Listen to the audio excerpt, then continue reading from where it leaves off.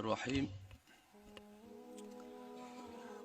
Урматтуу төрага, жана жыйындын катышуучулары, баарыңыздарга жараткан Алла Тааланын тынчтыгы, саламы, мээрими, ырайымы жана берекеси болсун. Чакырганыңыздарга, сөз бергениңиздерге чоң рахмат. Мыйзам боюнча айта турган болсок, албетте сиздер мыйзам чыгаруучусуздар. Сиздерге мына сунушту алып келип атат. Алла Тааланын алдында чоң аманат. Мамлекетибизге пайда, динге зыяны жок деп үмүттүү болобуз иншалла. Буга чейин мынакей президентибиз Садыр Нуркожоевич өзү баш болуп 3 жолу ушу мыйзамдын үстүндө талкуулар, сунуштар болду. Абдан жакшы. Жалпысынан алганда Кудайга шүгүр. Мына азыр эми кезек окууга келип атат.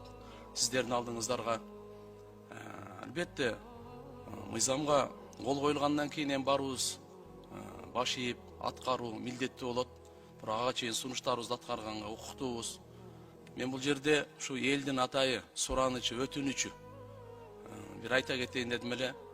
Мынакей президентибиз Садыр Нуркожоевичке, Канчок Кыдыршаевичке, бардык эл өкүлдөрү, сиздерге мына ушул гаш маселеси боюнча бул сураныч катары, өтүнүч катары, аманат катары айтып кетишим керек.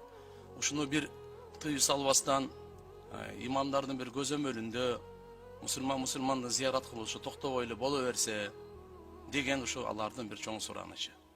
Анан калгандары боюнча алхамдулилля бардыгы буга чейин көп талкуу болду. Азыр эң орчундуу маселеси ушул эле деп ойлойм да. Анан башкалар алхамдулилля азыркы билим берүү боюнча, ажылык умурасы боюнча, медреселердики, муфтияттын ишмердүүлүгү бардык окуу боюнча иншалла неме болгон. Азыр элдин көйгөйү кичине ушу боюнча сураныч болуп атат. Аксакалдар, энелер, булар эми бар өтүнүч катары. Албетте мыйзамдар сиздер карайсыздар, президентибиз кол коет, андан кийин бардыгыбыз баш ийебиз. Ал немесинде кеп жок. А суранычтар ушул. Башка мен эч кандай неме суранычым деле жок ушул.